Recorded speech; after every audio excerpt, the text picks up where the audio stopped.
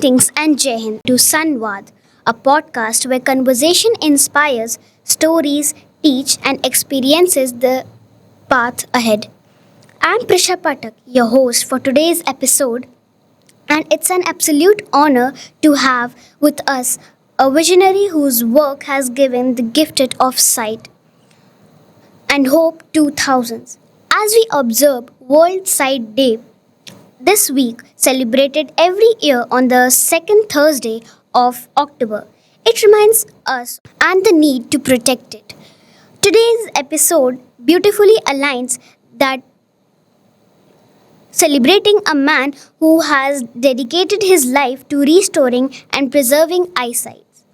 Our guest today, Dr. Sunil Kumar Shah, is a highly respected ophthalmologist who has dedicated his life to transforming eye care in Uttar Pradesh.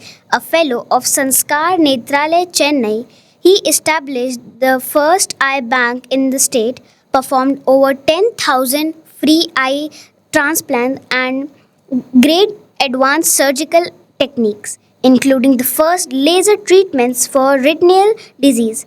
Dr. Shah's journey is not about medical excellence but also about compassion, service, and dedication.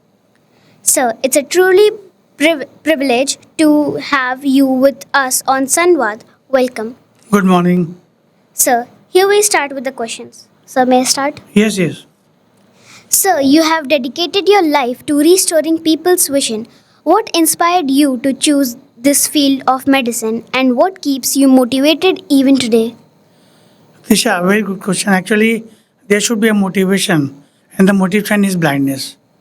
If once you close your eyes and just try to do anything, I think you know how important to have vision. And therefore, the vision is just, I will say, a precious gift which everybody should preserve, and you should not fall prey to blindness.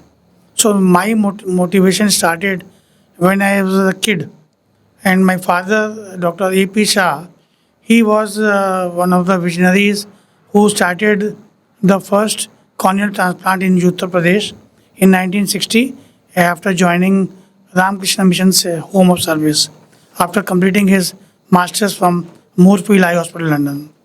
So I saw him restoring vision, sight, and the beautiful gift when a patient gets is absolutely amazing. So a blind person can see, and you can see the colors of the light and day. You can learn, you can think beautifully. That is my passion, to restore blindness and prevent blindness also, because too many things happen in this modern world. You established the first eye bank in Uttar Pradesh and introduced several modern eye care techniques. What were the early challenges you faced and how did you overcome them? The most important challenge is teaching, educating people. In 1990, once I completed my fellowship from Shankar Netralaya and my 14 years of advanced training in King George's Medical College and then fellowships, I was a retinal surgeon. And I still practice a lot of incurable blindness because of advanced retina, which is the most difficult challenge in the eye. So we could overcome those challenges by using the latest lasers, latest surgical techniques, and then became aware that retina is one part, but in front of the cornea eye is the glass, or you see the cornea, which is a clear glass-like structure, and this is exposed to sun, heat, light, and a lot of dust. So that environment causes effect on the cornea, and it causes blindness, especially in young children like this.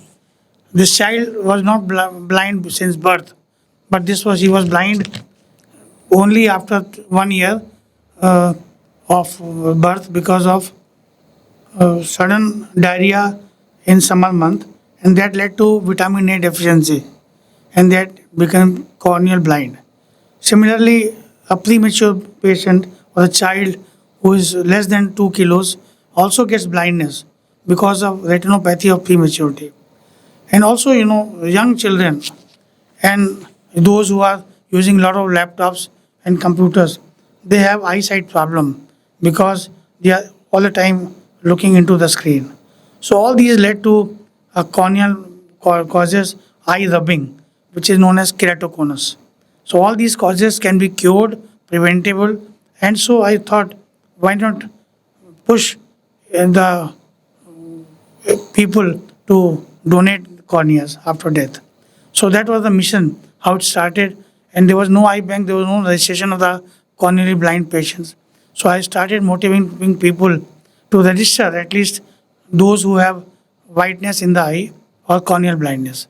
So that's how we could gather 16, 17, 18 districts of Uttar Pradesh, and those patients are being given corneal donation or eye donation, which was before, because people wanted to give corneas, but whole eyeball was removed. So once you say that I am going to remove the eyeball, people don't agree. So our mission was to make it simplified. So what I started was teaching them only to remove the cornea, which is the front portion of the eyeball, and not the eye. So this was the thing which was a turning point. All the religious disbeliefs like disfigurement and also problems of rebirth, or also problem of educating people was made very, very simple. So it is only the cornea, which is just a 10 millimeter diameter structure. It has to be removed and transplanted, not the whole eyeball. Thank you, sir. It was very inspiring. Sir, performing more than 10,000 eye transplant is truly a remarkable service to humanity. How do you feel when someone regain their vision because of your effort? I thank God only because I am just a mediator. Those who have donated their cornea, they are the actual heroes. So, though if they would not have donated the corneas in time, within 6 hours, or 4 hours, or 2 hours, by informing the eye bank 1919 number, so I could not have given sight. So, it is basically our duty as a citizen of India, as a students of this great school, and also uh, our motivation is important because people forget during the death or after the death, they have a mobile phone in their hand. So we started a campaign known as Eye Donation Sticker Campaign. Or this is a sticker which is put on all the mobiles, and therefore they can dial the 1919 or 220 number, and therefore they can reach the eye bank within time of 2 to 4 hours, so that the whole process takes about 10 minutes and it is completed at home and without any expenses, and that cornea is now preserved in the eye bank for 14 days. As a doctor and a mentor, what message would you like to give to your younger students like us who wish to make a difference in people's life in any field, not just medicine?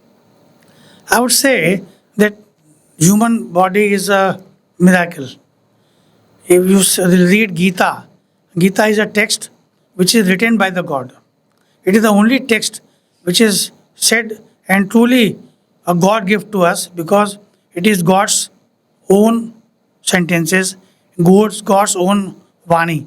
So in that Vani, it is written that human body is very, very precious.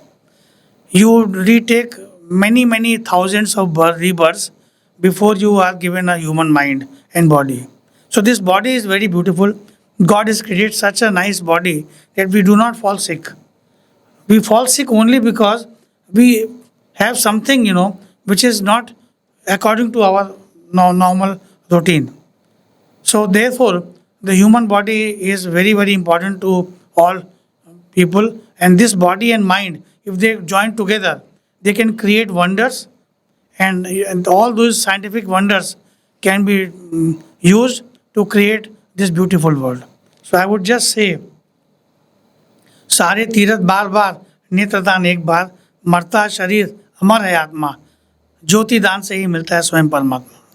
Thank you, sir. It was very inspiring. Sir, when you look back at your wonderful journey, what has been your biggest lesson and something that you always carry in your heart? I always carry only one thing. Whosoever comes to me or some who is blind, he should not be, left untreated. If he has poor, if you have no money, and you have to get into the problems of many diseases which are actually in life and they run in families like diabetes. So if you have one person in the family has diabetes, or one person in the family has blood pressure, or if one person has got constipation, or if one person has got cancer, or if one person has got a kidney disease because of many other factors. So all these effects are seen into the eye. So eye is actually a window to the world and window to the diseases. So by looking at the eye, we can diagnose all the diseases. So my lesson is that your eyesight should be very good, and to make it good all the time, you eat healthy, you eat yellow fruits, you exercise daily, you sweat out daily, and you take a lot of water. So if your water content, your stomach is not bad, and your eye is blinking all the time normally. When we do a lot of tricks on computer, the blinking goes down, so the eye become dry. So that is the cause of most of the illnesses in the eye. That is dry eye. Thank you, sir. It was really inspiring. Now let's move to the rapid fire round. If you weren't a doctor, what profession would you have been chosen? If I would not have been a doctor, the best profession I feel is a farmer. I still do a lot of farming and love my music. One medical invention you have wished has exist when you started your career. Actually, when I was taught ophthalmology and science, it was just the beginning of the science. All the developments, I am very happy to share that in my 36 years of journey after 1990, I started medicine in 1978 from King George's. That was the beginning of the scientific instrumentation, technologies coming up, and all these have changed the diagnostics and treatment part. So if you compare the science 25, 30 years ago was just removing the cataract, but now we restore complete vision for distance, near, and all the distances. And this is only possible by using latest technology of lasers. We have got 15 lasers in our system, one for correction of myopia or sight problem. The other laser is for retina. The third laser is for glaucoma. The fourth laser is for the cataract, femtosecond laser. And the fifth cataract is for treating those patients who have this problem of dry eye. So all these things are happened only in the last 25 years by using the latest technologies. Your favorite way to relax after a long and busy day. The best relaxation is Shavasana and deep breathing exercise. I suggest all my patients who have a lot of stress in life, do a Shavasana for 5 minutes, or maybe relax in the chair and take deep breaths. Take deep breath inside and relax on the breath, and take exhale the negative thoughts. So if you do positive thinking, you do the Bhastrika Pranayam, you do meditation and Shavasana, I think your body energizes. I normally work 14 to 15 hours a day. One quality every good doctor or human being should have. Compassion. Compassion and charity. The charity only is not for giving donation to the mandir or to zakat. It is the actual charity begins with your fellow people who need actual help. Like we give to children free education who are students with us. We give medical facility to a lot of people. And also, I feel that one day is only for God, and that day is actually free charity to the humankind. If you could give one piece of advice to your younger self, what would it be? Enjoy your work, enjoy your studies, enjoy everything what you do. If you do not enjoy your work, your studies, you will feel sick and you will feel stressed and you will not progress in the life. So you must enjoy everything what you did or you do. Thank you so much, sir, for sharing your incredible journey, your thoughts, and your precious time with us today. Thank you. Thank you. Your dedication and compassion truly reminds us that healing is not just about treating eyes, it's about touching lives. On behalf of Sunbeam International Varuna and the entire SunVaad team, we express our heartfelt gratitude. As we celebrate World Sight Day, may we all remember to care of our vision and to see the world not just through our eyes but with empathy and understanding. This is Prisha Pathak signing off the thought. The real vision lies not in what we see with our eyes but in what we dream with our hearts. Thank you for joining us on SunVaad. Until next time, keep learning, keep inspiring, keep Just one shining. more thing I wanted to convey. The dreams should be seen. And the dreams are actually those dreams which keep you awakened all day. Thank you for joining us on SunVaad. Until next time, keep learning, keep inspiring, keep shining. Thank you and Jai Hind.